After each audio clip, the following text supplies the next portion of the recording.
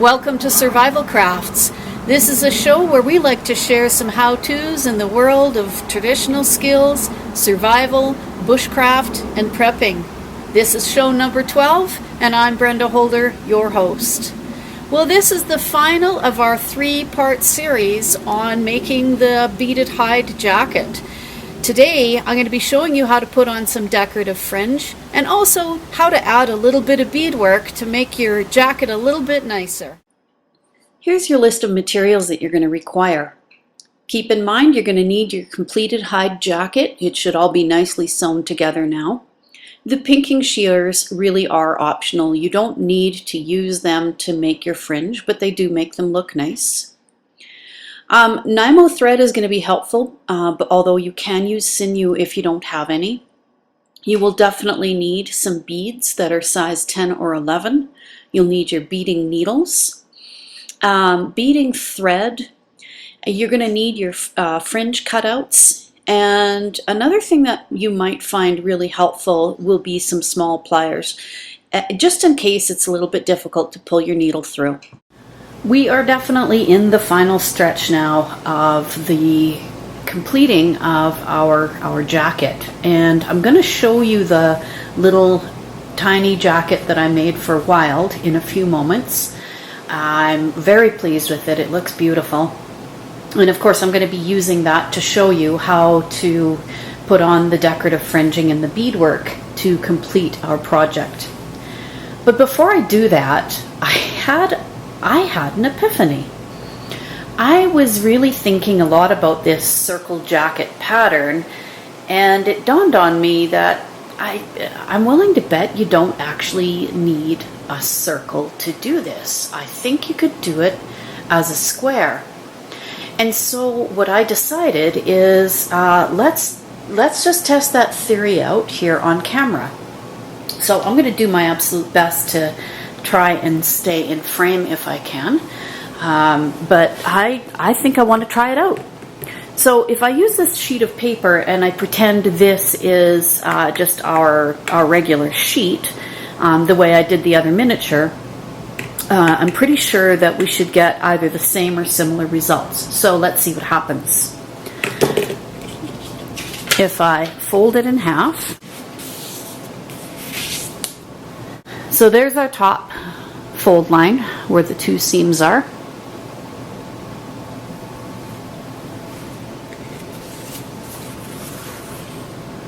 And I do my other fold the way I normally would. There we go. So we've now got our double fold line on the top and our single fold line here. So I'm going to step around the camera and try to leave everything in place the way it's supposed to be, and I'll just do my measurements here. Okay, so the first one we had 79.5 centimeters. I'm just going to do 8 centimeters for our mini here, and I'll do a mark there, and same across here. 8 centimeters, and there's my mini. Now the next one that we did was the bottom of the hip, and that was 26.9. So I'm going to do that as 2.7 centimeters, and that should work good. Oop, messed up a little bit there. Then the wrist sweep was 16, so I'll do that as 1.6.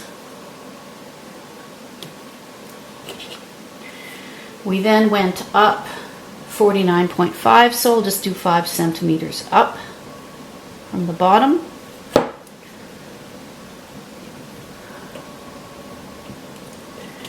And then the width was 26.5, that I'll just do as 2.6. So that's going to come in a little bit. And now I'll just connect my lines. And by the looks of it, it all looks the same. Nothing looks as though it's any different than the circle jacket was.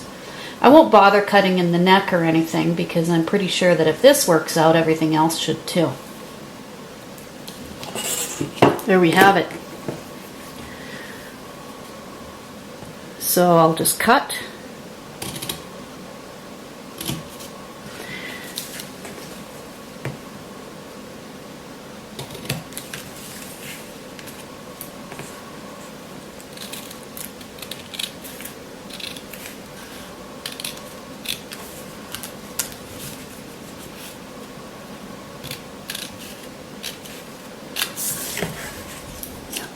All right, let's open it up and reveal.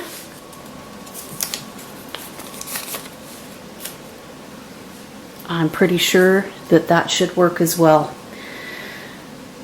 Now, the only way to really test this on a full-size person is to do this on a full-size sheet, which at some point in time I will probably try out.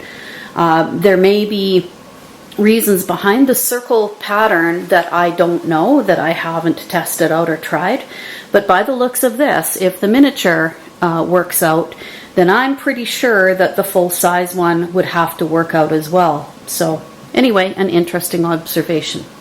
All right, now let's get on to finishing off the hide jacket.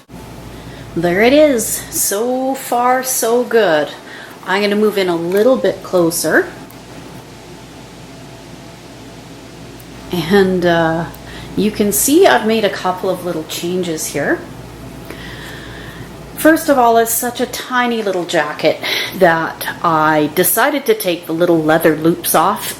They just looked too bulky and too big, and when I tried to do beading over top of them, it was not working out so great. So what I did was I put some little bear paws, beaded bear paws on them. The way I did that is I just did a square stitch, and then I sewed the square stitch directly onto the jacket itself. Because they're so tiny and placement was so important, it was too difficult for me to try and judge where to actually do the beaded work. The other thing that I did is, I'll pull these off, I just made little beaded loops. And for the size of buttons I did sort of 8 along the stem, and then the rest was 32.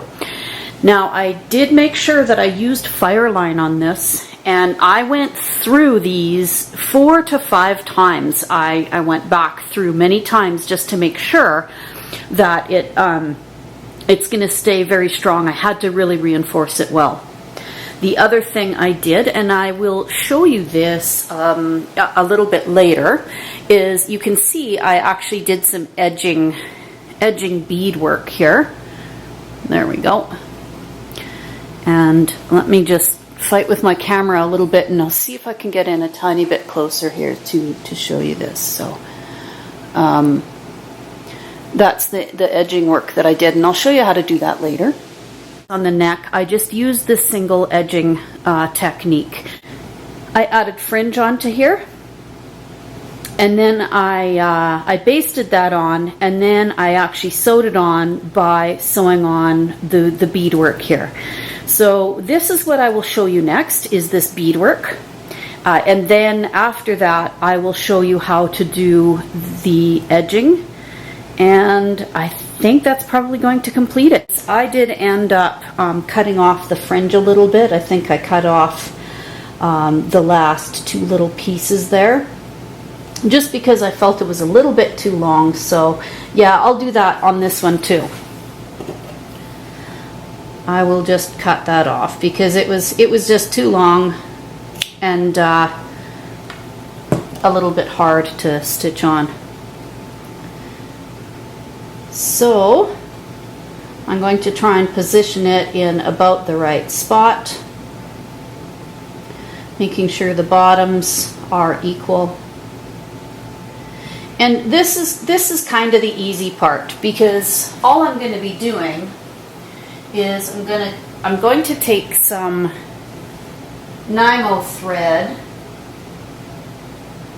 is what I really should be using. And you can't see any of the basting stitching on here because it's all covered over by the beadwork. You can remove that if you like. And I'm going to just get my Glover's needle all threaded up here. And again, I will do my best to stay in camera. I really want to position it so it's pretty equal. And all I'm going to do is put my first stitch in through there. Once again, that's kind of tough. I don't have my thimble with me at the moment. There we are. And these can just be very big, kind of loose stitches. They don't need to be anything small or delicate because, like I say, it's all going to get hidden by the beadwork. So I can do just very big, long stitches. This doesn't have to take an awful lot of your time.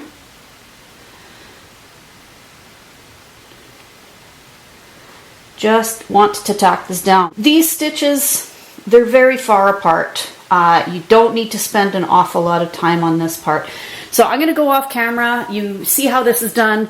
Just do your basting stitch all the way to the end, put a little knot on the inside, and then pause the camera, come back, and then we'll start the beadwork on here. It's very difficult. There's some real buckling that happens when you, even if you do this beadwork on a loom and then you sew it on, you're going to get buckling and waving and moving. And the longer the bead project, the more buckling that you're going to get. That's just a fact of life. I haven't figured out how to stop that. One of the biggest reasons is because hide, it's so malleable and it does stretch and it does move out of shape. So it's one of those things, if it bugs you, then just glue the beads on. You still may find that it'll buckle though. I don't know what the answer is.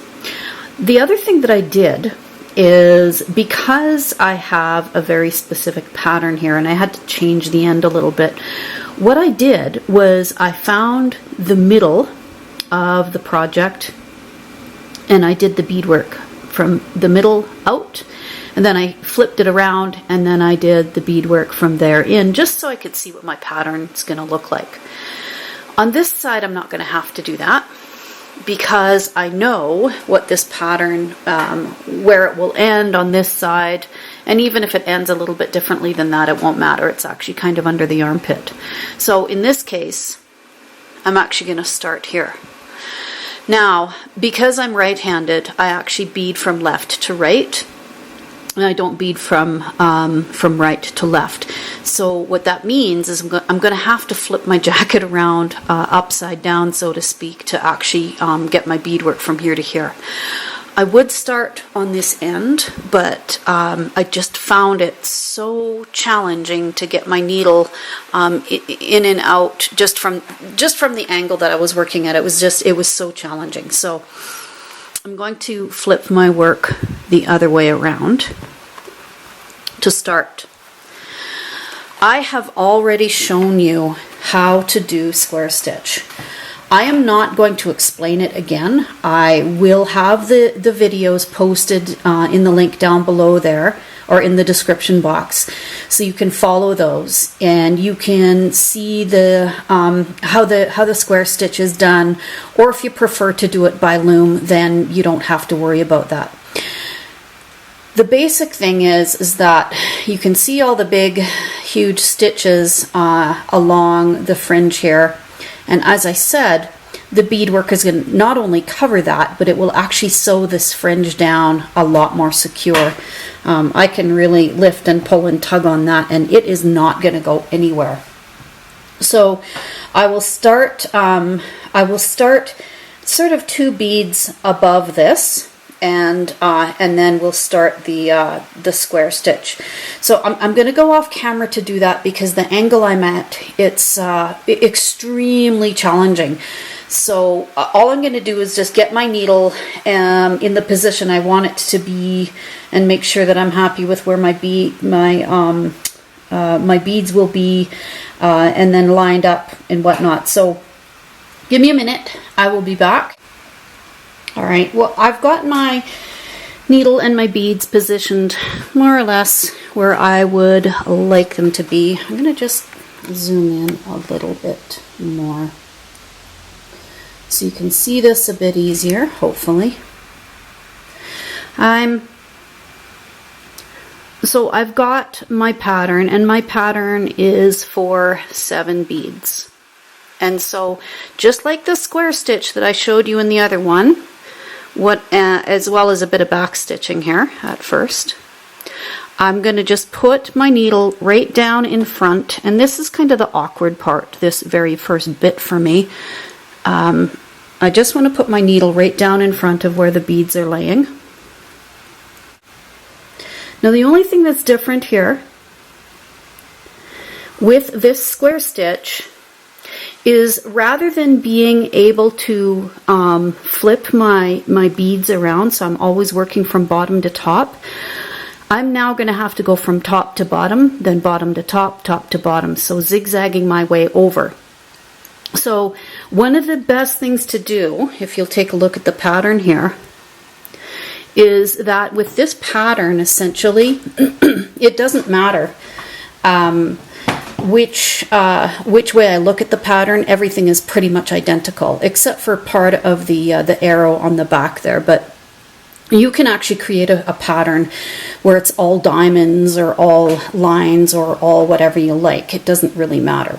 So I'm going to do a couple of little just a couple of stitches of the square stitch directly onto the hide, and really it is no different than what I've already shown you, except you're coming back up through hide and you're zigzagging. That is the only difference that you're going to notice. So what I want to do, and let me just turn this a bit because it is awkward for me. So remember we also showed you the back stitch. So what I did with the back stitch was I came back a couple of beads. In this case I'm only coming back 1 bead, and my thread is going to catch on everything because it's so long, but that's okay. So I come back up anywhere beside the bead, doesn't really matter, and I'm going to go back through that bead, the front bead, and I really am catching on. Every single little tassel I have, this thread is catching on all of it, so bear with me for a bit. Okay, so my pattern here calls for 7 beads. Now, just like in square stitch, I'm going to pick up 2 beads at the beginning of this row. So I'm going to pick up, don't mind me, my beads are out of camera shot right now. So I've picked up a red and a black. So again, because I'm putting on 2, I'm going to go back 2 beads to put my needle through, just like that, and I'm going to pull. And yay, this time my thread didn't catch on anything. And now I have to go back this way, so I'm going to put my needle through those 2 beads there. And I'm going to pull.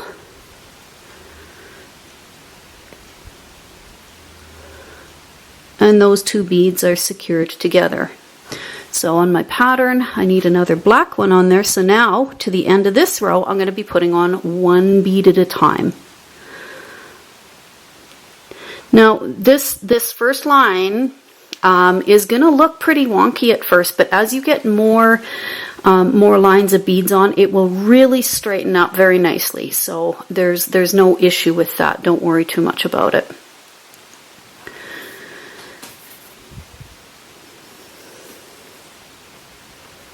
So you can see it's exactly like the square stitch I already showed you. It is absolutely no different.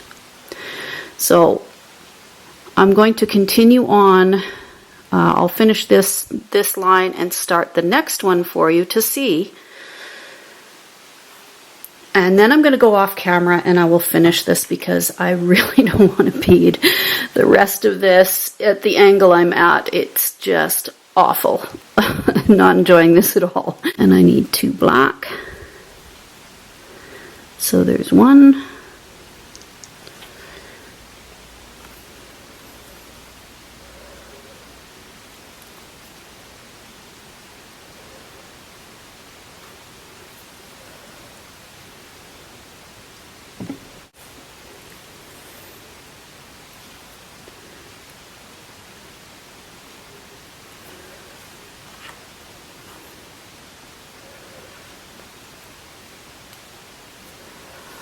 And then one more.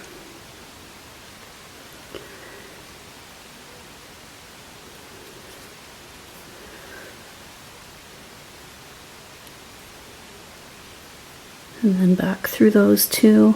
And once I come through, once again,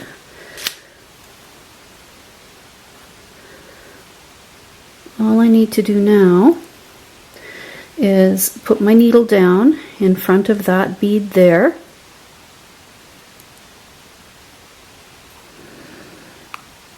And not poke my other finger.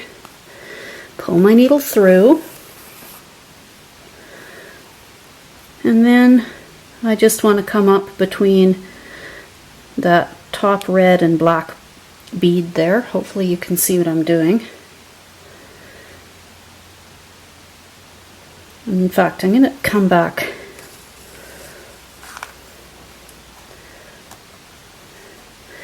maybe two, yeah. So I'll just come back the two beads here. And I'm just going to go through those two. And I'm ready to start my next row. Oh boy, I'm just catching everything. Holy cow. So I'll start my next two beads. So once again, I've got a red and a black.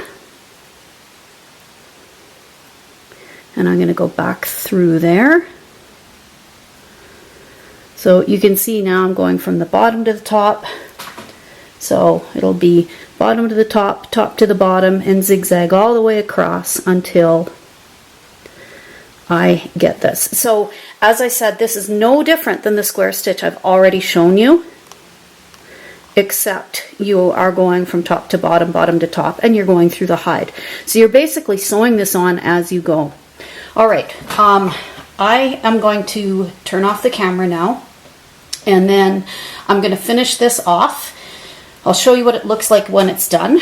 And then the last thing I'm going to do is I'm going to show you how to do this edging stitch, as well as just sort of the plain edging stitch. So you can see the two of them together here. There's one with the beads on top, and then the other one where it's just edging along the collarbone there. So go ahead, bead away, and turn off the camera for now. And when you're done, I'll be back when I'm finished mine, and we'll see what it looks like. Well, that's it. I have now completed the jacket, and I will show that to you in a moment. Before I do, I said I was going to show you how I do the edging. So in order to cover up all edging, if you'd like to, and this is obviously purely optional, this is what you can do. It took me a long time to really figure out how to start this without showing any knots. It's very easy if you just tie a knot and then put your needle through, but if you don't want to have any knots showing, this is what I found works best for me. You want to pick up a bead first. I'm going to use some black beads, and I'm going to just show you the edging of just beads alone, and then I'll show you how to add the decorative beads on top of the other beads.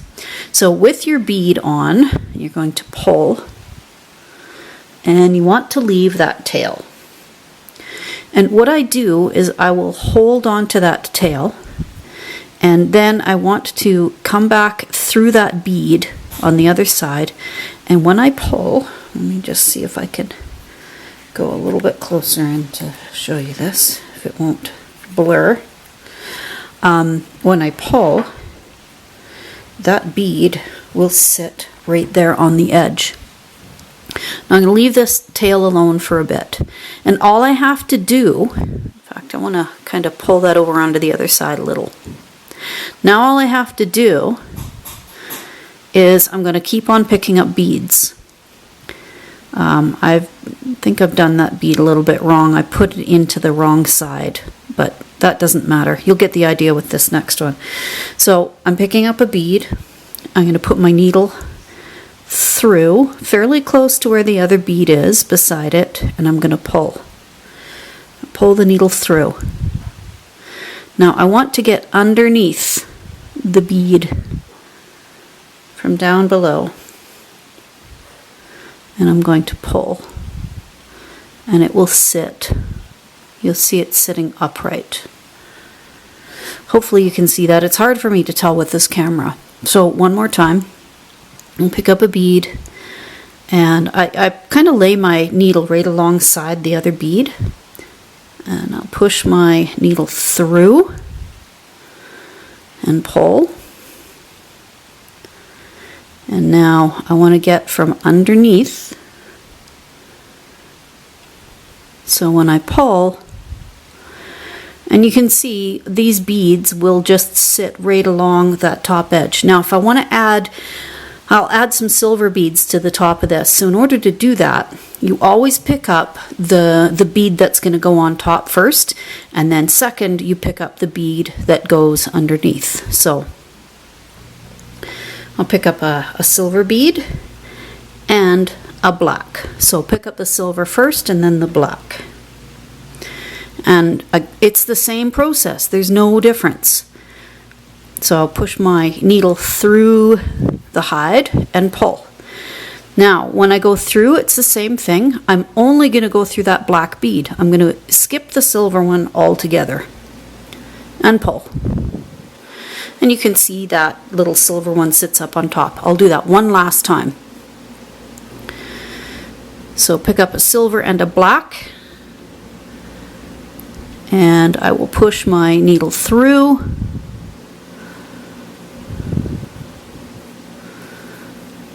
pull the string, and now I want to get underneath this bead and pull.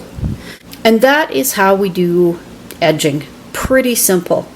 All you need to do with this one now is you can put your needle on the end of that, tie some knots around the base here, and then just pull it back up through the bead and cut it off.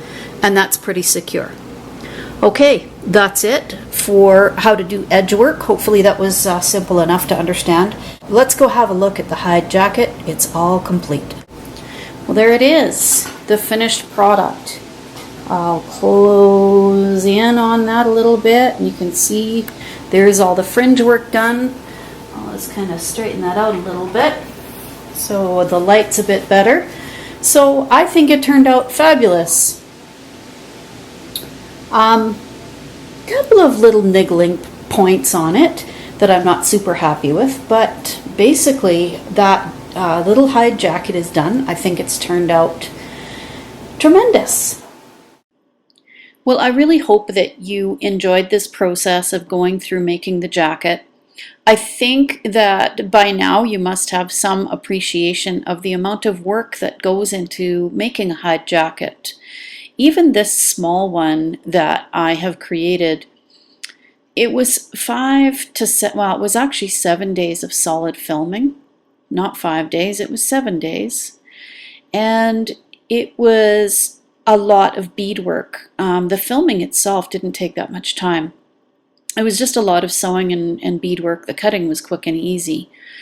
But you should have some sort of an appreciation now with how very much time these things can actually take. And I really do hope that those of you who have wanted to do your jacket with hide, that you have had enough hide to work with. I know that it takes a tremendous amount of hide to use, and hopefully you've had enough. If not, but you still want to make something out of hide that you've tanned, let's say maybe a deer hide, well, coming up fairly soon, and I don't know when I'm going to be doing it, but in one of my future videos, and it will probably only take one video to do this, I'm going to be doing the world's easiest hide vest. And boy, is it ever simple. It's a very, very little sewing. And I'm going to show you a very different way of doing fringing as well. I think that you'll find that really quite enjoyable. The fringing I'll show you really is purely decorative, of course, but it's absolutely beautiful. So stay tuned for those ones. Well, that's it. all complete. Your jacket should be sewn together, beaded beautifully, and maybe you put some fringe on it. Congratulations!